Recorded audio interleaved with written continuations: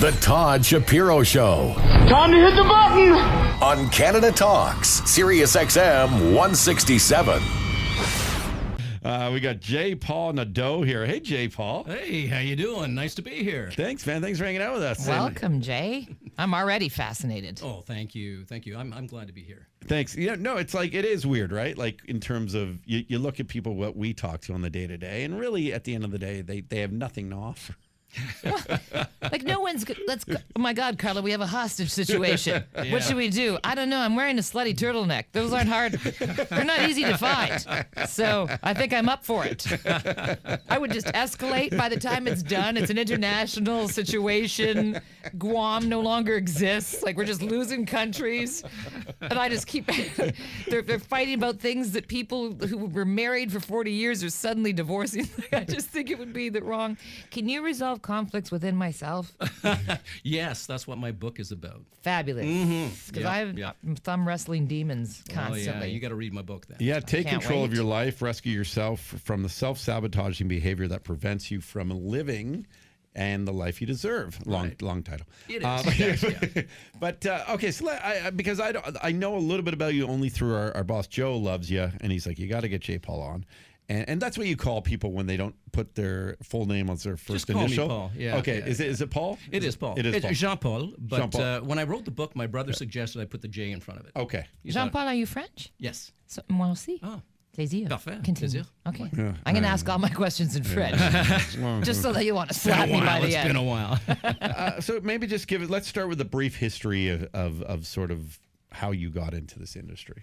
Sure. Well, when I was young, my father was a very violent alcoholic, and he abused my mom and me and my brother. And I remember when I was about 7 years old, like all these beatings and watching my mom getting beaten. I remember when I was 7, I said to myself, when I grow up, I'm going to be a policeman so I could arrest my dad. And he didn't give me a chance to arrest him. He killed himself when he was 17. He used the same rifle to shoot himself that he used to shoot Santa Claus when I was 8. He shot Santa Claus. So I stopped believing in Santa Claus. Wow. After that happened, I turned 21, and I wanted to be a cop. So I got into the police service, and I worked my way into the detective office. I was really good at interviewing and interrogating suspects and people. And I remember when I was in uniform, I got a call for a suicidal man, and he was on a. It was a 911 call. Didn't know what I was getting into. I was the only officer to arrive and respond. I was a first responder. And I walked in, he called out, police, I'm coming up, everybody okay in here? And I don't know what I'm getting into. I'm walking up the stairs, and I see this guy, he's beckoning me up. He says, hey, come on up, I want you to see something. So when I get to the stairs, I see this guy, he's standing on this small framed chair.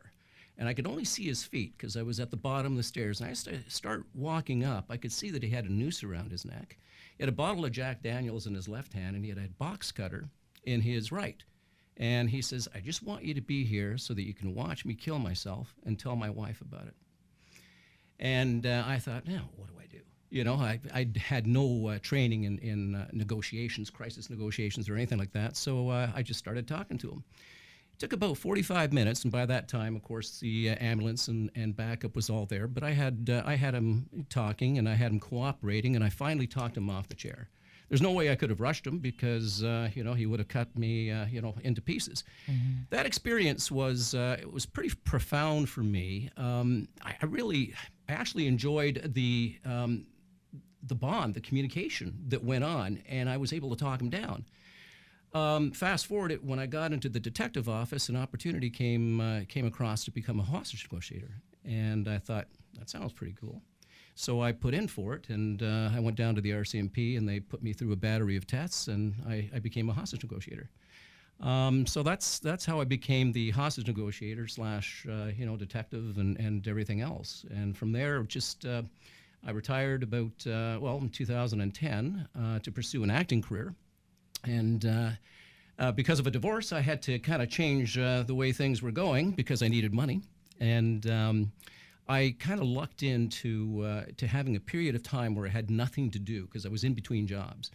And people kept telling me, Paul, you got to write a book. You got to write a book. I had no inclination on how to write one. I had no desire to write one, but people kept telling me that. And 3 people in the period of 1 week told me the same thing. And I gotta believe that the universe, speaks to you sometimes, gives you a message, and it's kind of like slapping you gently on the face and saying, Todd, you've got to do that. And then the second time, it's a little bit harder. The third time, it's a real slap across the face. I'm thinking, okay, all right, obviously the message here is to write a book. What do I write about? I have no idea. How do I begin? I have no idea. I went into a bookstore, bought a book on how to write a book. I read the first 40 pages, tossed the thing, and for 2 years I was in front of my computer, not consistently, because I wasn't an author. I was just a part-time author. And then I had to get serious about it because I had, about 150 pages of material that didn't look anything like a book, but it started making a little bit of sense to me. So then I committed myself for the last period of time, and I made a commitment to some of my Facebook friends. I said, I'm writing a book, and I didn't think anybody was going to answer. But I got about 10 or 15 people saying, hey, can't wait to read it. So I ended up finishing it. I self-published because finding a publisher in Canada is very, very difficult.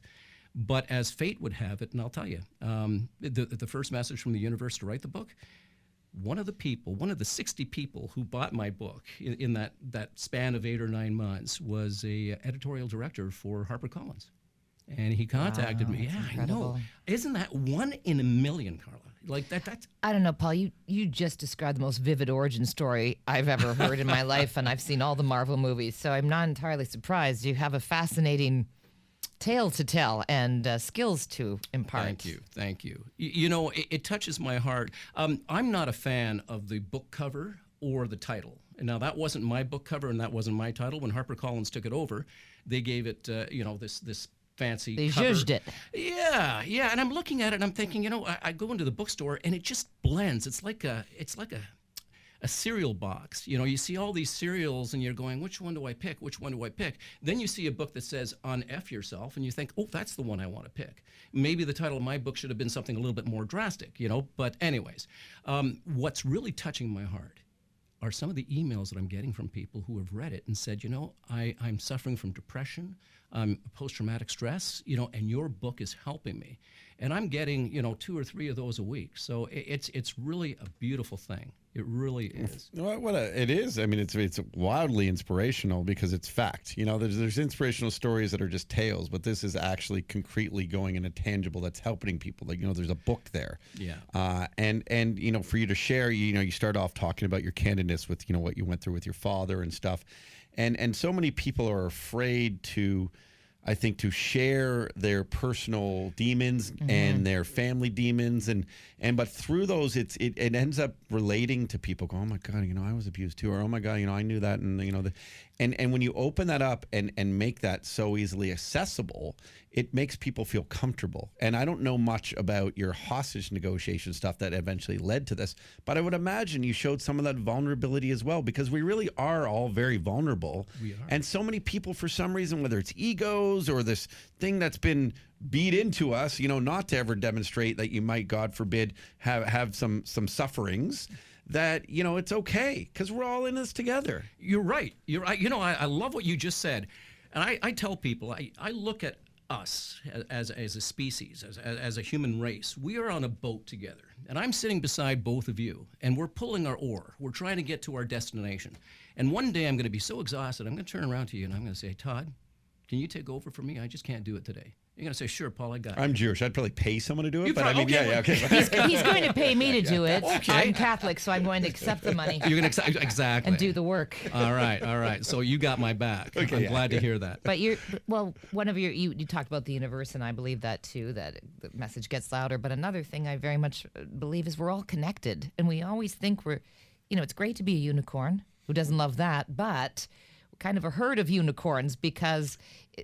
And I think, and you can correct me, I believe so much progress has been made, but only in the last few years as far as trauma therapy is concerned. For people who, I have a lot of people in my life who talk about, when they were months old, they've had situations, and the usual psychiatry did not work for them because they were dealing with something. Obviously, what happened with your father and him killing himself when you were 17, that tattoos you. That's part of your blueprint forever. Yeah. Yeah. And I know you can combine your professional skills with that, but I think that people are, I think it's quite new in the psychological profession to specifically address trauma, because that's going to, we all have our issues, obviously. We do. But trauma is something a little more specific, and I think needs a different care. Yeah. And it's as you said, when you're talking someone literally off a chair, that's crisis time. It's not the same. You don't have the luxury of as you said, time. You have to make sure that you just keep him talking. That's it. Because when we're in crisis, imagine a time where you might have been in crisis, in your life. Did you want somebody continually talking to you, or did you really want to talk about what's going on? With the right person who gets you talking about that crisis, you feel better. It's amazing, because you mentioned it too a little earlier, Todd. You said, we're all connected. This whole thing about when I used to interrogate even criminals, murderers, rapists, people would say, well, you're never going to get a confession out of him. Hey, give me a little while, And I'd go in and I would connect with them. And the first thing I would remind them is that we are all imperfect people living in an imperfect world. We're all cracked in some way. I just want to know what your story is. Like I'd walk in and I'd say, I'm not here to judge you. I'm not here to find you guilty of anything. I just want to find out what happened. There's a situation here, but first of all, I want to get to know who you are, because once I get to know who you are, I can make that connection. I wouldn't tell them that, but it's amazing. Once they started talking and just everybody wants to be heard. They do. Don't we all want to be acknowledged and heard? If not understood, at least reminded that we are still good people inside. Let me ask you, maybe a peculiar question. Sure. At the point where you're doing that and speaking to like seriously, heinous criminals, okay, right. Let's put it that way, rapists and murderers. When you started to get to know them and they started to open up and maybe confess, whatever is, at that point, is it pure business, or do you actually have empathy? I have empathy. You do. Oh, yeah. And that part of it's genuine, which is maybe why they talk more. That's the key right there. I see so many cops who don't have the empathy, and they don't get the confessions. And it would be tough, though. Even people listening right now will go, well, how can you have empathy for a rapist? That's why I asked that question, because I'm trying to put myself in that situation. Could I? But well, here's what I would suggest to everybody who is going to talk to somebody is that the action and the individual are separate. So if you can separate the action from the individual, find out who the person is on the inside, then bring the action back in. It's like somebody who's messed you up or who has hurt you. If we go to talk to that person thinking about what they've done to us, we're not going to get too far, because we're going to be emotionally, angry. Because you make it personal. Yeah. As opposed to here are the facts. What went down I didn't like. It's not a character or personality flaw, and I think humans trip up a lot with that. If even with couples, if you just make sure you stick to facts and nothing personal. Right. Then I think you can go a long ways in communicating. And I know it's a little bit more dramatic with what you're doing, but you're finding the human in everybody. That's it. We still are. Because we still are. I'll relate this, though, now to sort of a deeper issue, what's going on in the world right now. We're here with Jay, Paul Nadeau, and Carla Collins. You talk about sort of separating the action from the individual, right? Right. And in this case, we see it with entertainers now. Louis C.K., Bill Cosby. And some will make the debate that I'll separate the action with their talent. With the art. With the art. Right. And I'm able to do that, where others are like, how can you ever do that? Well, I'll still laugh at a Bill Cosby old set, or I'll still, if Louis C.K. pops up at the Comedy Cellar in New York, I'm not going to be one of those who walks out, because at that moment, it's just funny. And people are really struggling with this right now. Mm-hmm. Does that make them bad people for still supporting? Some will even say, what's going on? Oh, I mean, R. Kelly's a different story, because, I think you start talking about like stuff with children, like that's, all of it's gross. Actually, I don't know, but like people still support R. Kelly. I don't. But I mean, how do you talk? Like, how can we deal with this kind of stuff now, even at our personal dinner conversations with friends, because it creates a lot of wars. It certainly does. And my answer to that would be, we have to look within ourselves. Are we perfect people? Nobody in this world is perfect. Nobody in this world is perfect. We all have our little demons, our little, twists and turns. We're all cracked in some way. Except for Tom Brady. No, when we find out his, it's going to be the worst. I'm terrified. That's going to be big. I want to listen in on that one. I really want to listen in on that I'm just one. glad some stuff's going his way. I'm a huge fan. He's a phenomenal. He's the So I best. just wanted He's to, the I just best wanted in to the add world. some levity. I just wanted to add some levity. Oh, that's cool. But you know, I guess my answer to that would be really, look inside ourselves. Who are we to judge another individual? No, we do.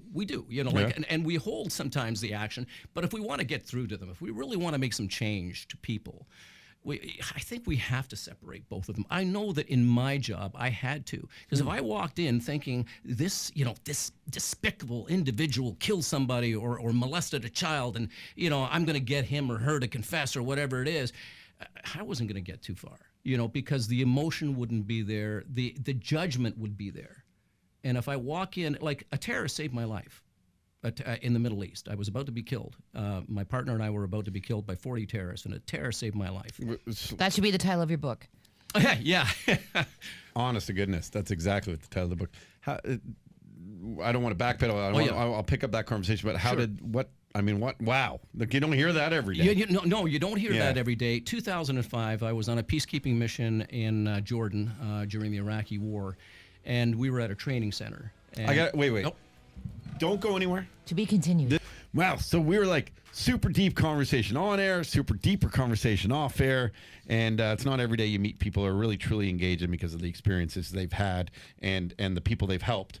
And we have one of them in here, J. Paul Nadeau. And he was just telling us about, and Carla Collins is next to us as well. He was just telling us about how a terrorist saved his life. And before you answer that question, Carla, is there anything is a terrorist ever saved your life?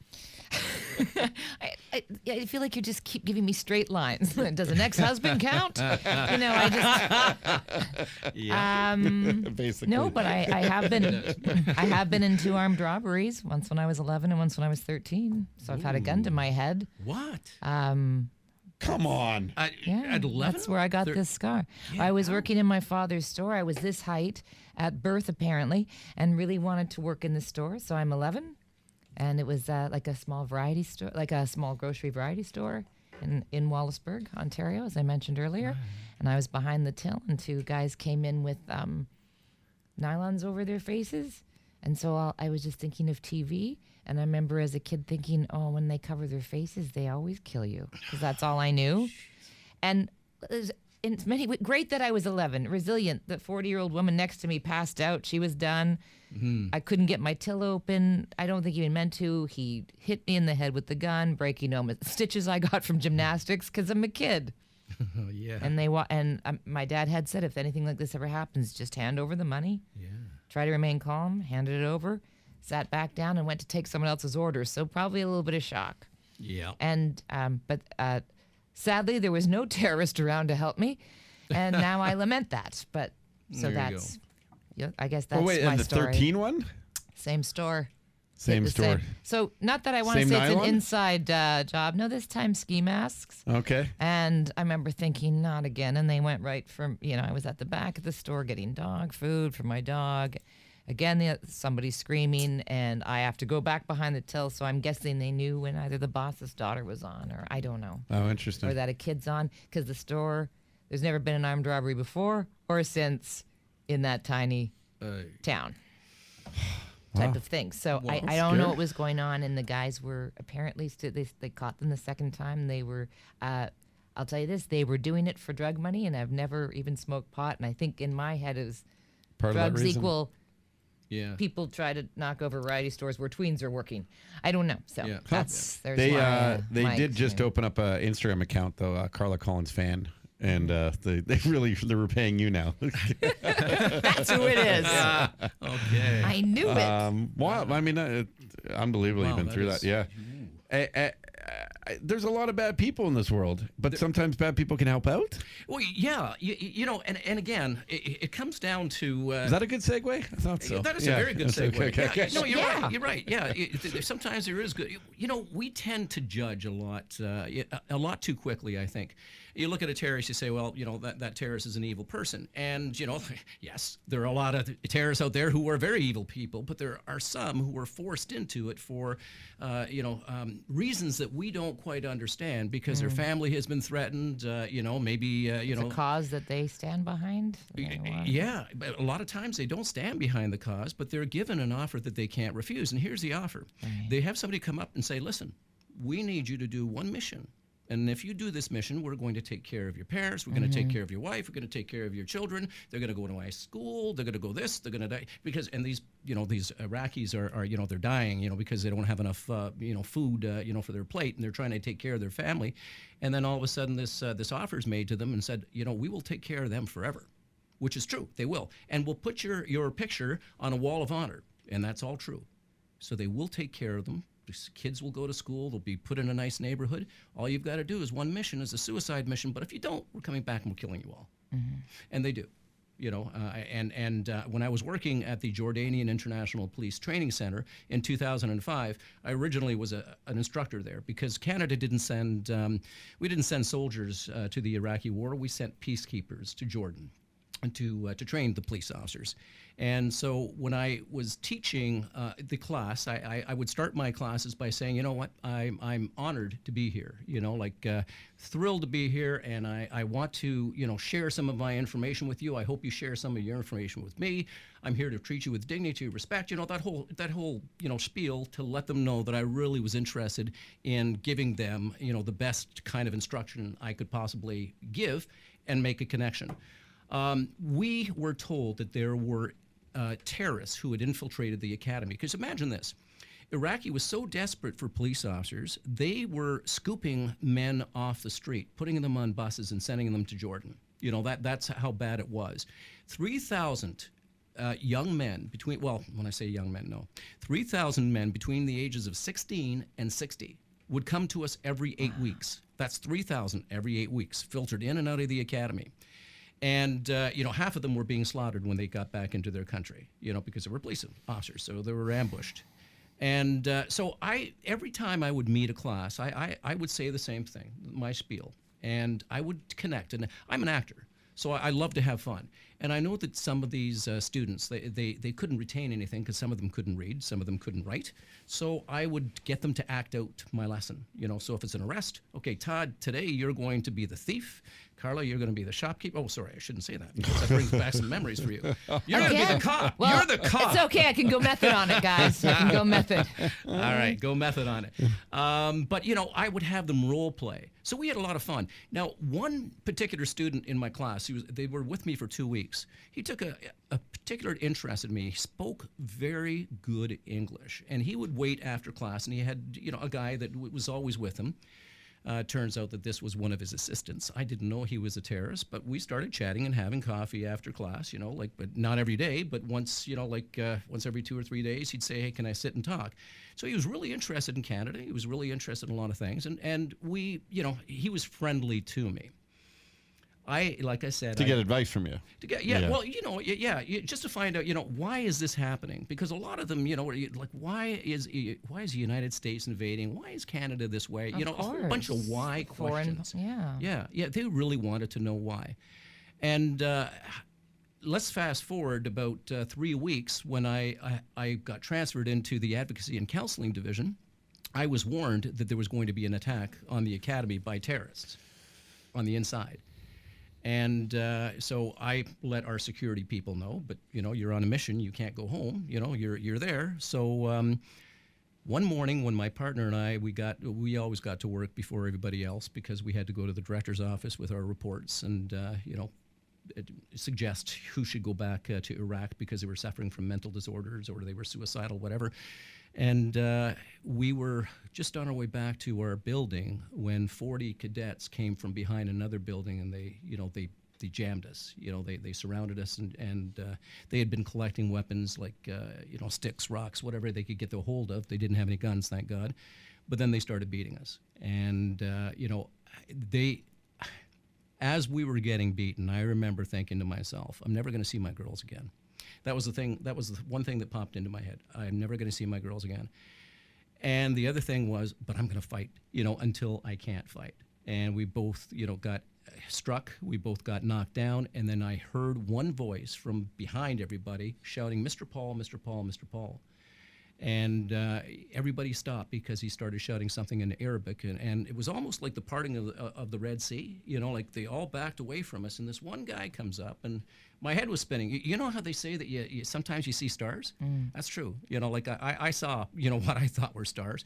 But he walks up, and he reaches over, he puts his hand on my shoulder, and he says, "Mr. Paul, you got a great big smile." He's got a smile on his face. He says, "You go. You better leave right now. It's not going to be a good day." And, I recognized him. He was that student that I had coffee with. So I'm reminded that, the way in which we treat people, we don't always see that, maybe it's going to come back to reward us at some point. But because I treated him with dignity and respect, he returned that. He didn't realize that I was the one being attacked that morning, but I think he gave the order. He was watching from a distance. He came to see who was getting beaten. And, we suspected we were going to... broke up a mob mentality, which he had to be... He had to be one of the leaders. He had to be a leader. Yeah. And I just remember, we took off. Did anyone die at that? No. What was great was I think they jumped the gun that morning. I think they were supposed to come out when more of the internationals were coming, because we would have to drive into the academy. None of us stayed on the grounds. So we would come in at 8... classes started at 8 o'clock in the morning. They finished at 4. I would come in around 6:30 because I had some work to do, and I would leave around 8:30. So my partner and I were the first two internationals to get there. So after the attack, we were able to run, grab a phone, alert the security, and the gates were shut as soon as we left the property. They did about $1 million worth of damage, and apparently they beat a few people up, but nobody was killed that day.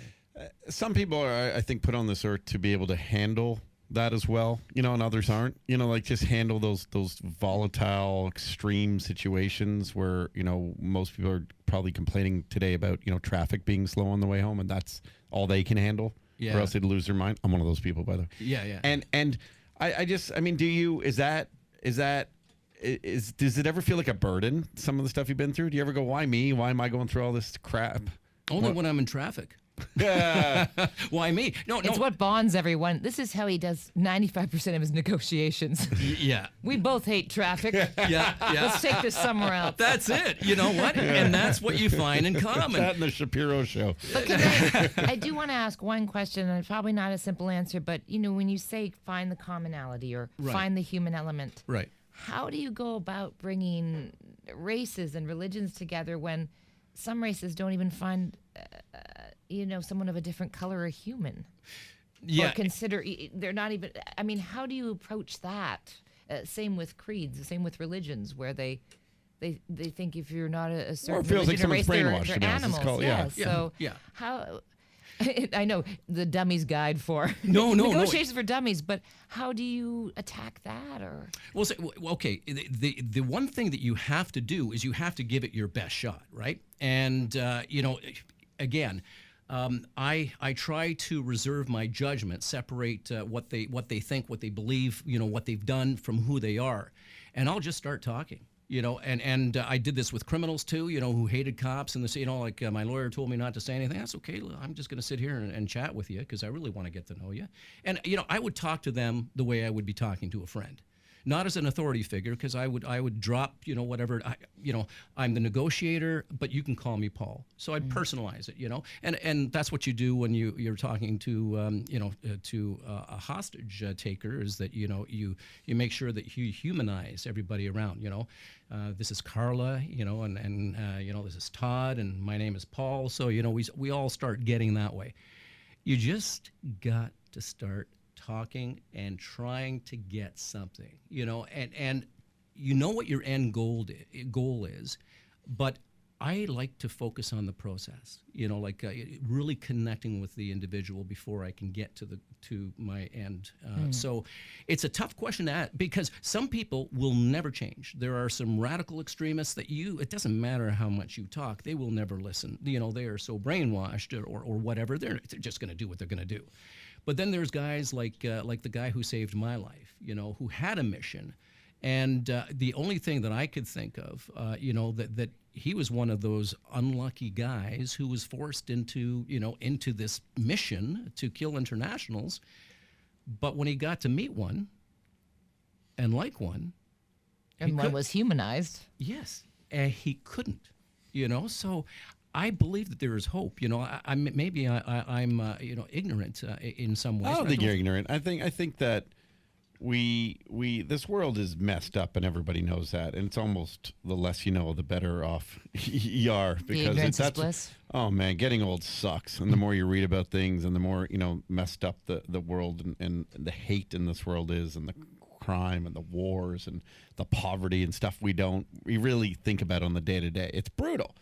But, through these stories, and, even as something as small as, Bell Let's Talk Day going on now that started small and isn't so small, it's bringing everyone back to at least conversation. And whether I'm The not starting saying we're... point. Yeah. And whether one wants to deem this nation a more progressive nation or this nation a more progressive nation, like if everyone at least is just eventually having communication and realizing all this kind of stuff, I mean, it's hard for me to believe that people can see differences based on religion, based on sex, based on, I find that, I've always found that bizarre, how someone could ever have judgment on anyone else. We're all human beings. And I joke, I go, that's why I always, hope Independence Day happens where the aliens come down, because then we'll finally all get together to protect us. That's the only thing that's going to bring us together. But in the United States, we'll be like, no, take us to your leader. Yeah. Seriously, trust. There could be some anal probing, but I'm going to tell you, it's still a better bet for us. We can't. You don't want to meet our guy. But with that being said, I just think that we need to hear these stories, what you've been through, because it's been, and we got to run here, J. Paul. I apologize, but No. You and come back. But the things you do are real, and the things everyone else has is BS. Meaning there's no perspective. And I've always honored our soldiers, our police officers, our first emergency responders, and just hard work and connection and protection and listen, my grandparents escaped the Holocaust, and I look to think, I have a reminder every day of the pictures on there, of them on my wall in my room, to think like, man, that's what mattered. They got through, and look what they've created now. Because of that, I have children. If they didn't get through that, I wouldn't have children.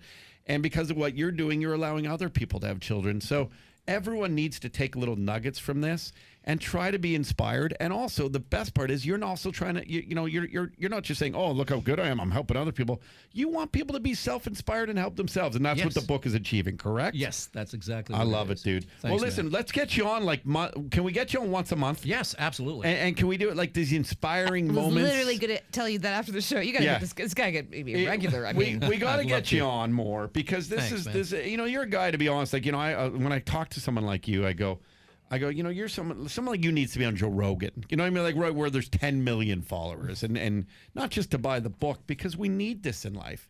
You've helped, and I'm sure you've lost some too, right? Where you're trying to, like, there's probably been. You know what? I've never lost anyone. Really? Yeah. I came close. And legend. Yeah, Unreal. God, I came very, very close, because he was suicidal. Nothing I was saying to him, was phasing him, and I could hear it in his voice, and it was like the final goodbye.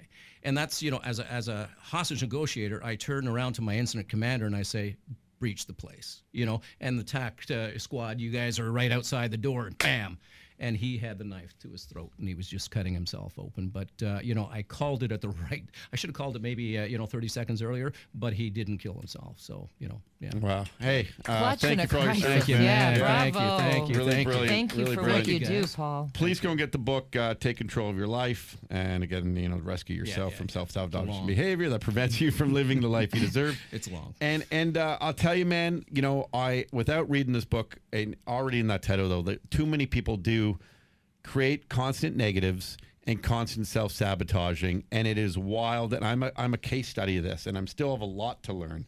But I changed my life 5 years ago, and it's been nothing but moving forward on a nice trajectory. Not to say I don't have issues, not to say I don't have marital issues at times, or freaking out because my kid and I don't relate, or we all have our issues, and yet, or depression. But it's on the constant. It's much more.